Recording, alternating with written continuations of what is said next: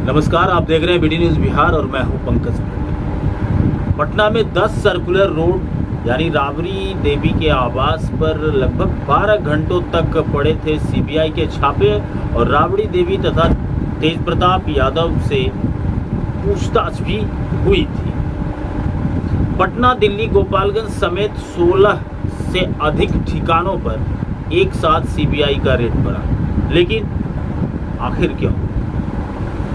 सवाल उठता है क्यों।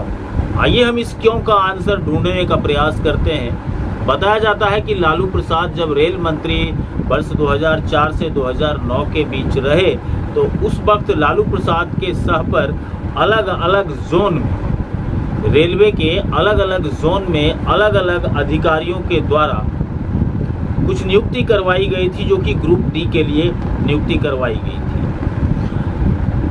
सबसे हैरान करने वाली बात तो ये है कि जिन नियुक्ति को कराया गया था उन नियुक्तियों के बदले में बेशकीमती जमीन ले ली गई थी, यानी जमीन के बदले नौकरी दिए जाने की बात सामने आ रही है। मामला ये बहुत ही संगीन हो गया और सीबीआई को रेड करनी पड़ी एक साथ लालू यादव के 16 से अधिक ठिकानों, जिसमें दिल्ली, पटना और गोपालगंज प्रमुख है। और इन्हीं चीजों के तह तक जाने के लिए सीबीआई ने ये रेड दिया था। जब पूछताछ स्टार्ट की गई तो बहुत सारी बातें सामने भी आई हैं, जो कि आप लोग पत्र, अखबार के माध्यम से, न्यूज़ के माध्यम से, सोशल मीडिया के माध्यम से जान ही रहे हैं। लेकिन जो एक अहम सवाल छूट रहा है, उस सवाल को आज आप लोगों के सामने लाने की अति आवश्यकता है। पिछले दिनों आपने देखा होगा कि बिहार प्रदेश की सबसे प्रतिष्ठित प्रतियोगी परीक्षाओं में से एक बिहार पब्लिक सर्विस कमीशन यानी बिहार लोक सेवा आयोग की परीक्षा का पेपर लीक हो गया। अब आप समझिए, छोटी मोटी परीक्षाओं का तो पेपर लीक होते रहना आम बात है, लेकिन जब बिहार पब्लिक सर्विस कमीशन जैसे चीज़ों का जब पेपर लीक हो जाता हो और ऐसी परिस्थिति में मुख्यमंत्री हो, उनके मंत्रिमंडल के लोग हों या विपक्षी दल हो, किसी के द्वारा अगर मुंह नहीं खोला गया तो इसे क्या समझा जाए। सबसे अहम सवाल ये उठता है कि जब बीपीएससी में जब पेपर लीक हो सकता है और सेटिंग के आधार पर लोग परीक्षा दे सकते हैं, तो फिर इसकी जांच सीबीआई क्यों नहीं करती, या केंद्र या हाईकोर्ट ही संज्ञान क्यों नहीं लिया। समस्या इन्हीं चीज़ों की है कि जिन चीज़ों को लेकर के जांच होनी चाहिए वो जांच होती नहीं है।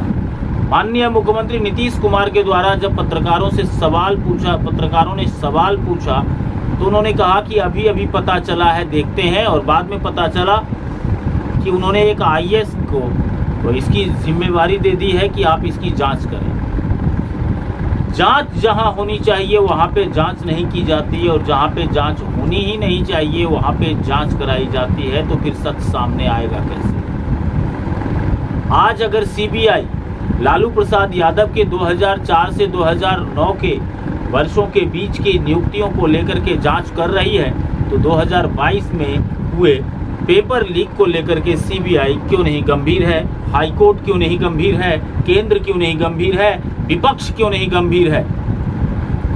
ये तमाम चीजें इस चीज को इंडिकेट तो जरूर कर रही है कि छापेमारी जेनून हो या ना हो, लेकिन कहीं न कहीं राजनीतिक महत्वाकांक्षा तो देखा ही जा रहा है। जंगल राज की बात करने वाले लोग आज कौन से राज में घुसाए हुए हैं लोगों को, ये भी सोचने वाली बात है। हत्याओं का सिलसिला थमता नजर नहीं आता। अगर मीडिया बोलती है तो मीडिया के लोगों की भी हत्या की जाती है। कल भी बेगूसराय में एक पत्रकार की हत्या कर दी गई। आज से कुछ महीनों पहले मधुबनी में एक पत्रकार की हत्या हुई। ये बिहार है और बिहार में पत्रकारों को एसिड से भी नहलाया गया था, और वो तब की बात थी जब लालू प्रसाद का जमाना था। आज जो सुशासन देने की बात कर रहे हैं, उनके कंधे पर अब और कितनी लाशें चाहिए ये तो सुशासन की सरकार को बता देना चाहिए कि अभी उनका दिल भरा है या और बिहार वासियों की लाशों को ढो करके ही उनका दिल भरेगा। कानून व्यवस्था चौपट, शिक्षा व्यवस्था चौपट, स्वास्थ्य व्यवस्था चौपट, लेकिन सरकार सुशासन। सोचिए और कमेंट बॉक्स में अपनी राय भी अवश्य रखिए। बहुत बहुत धन्यवाद।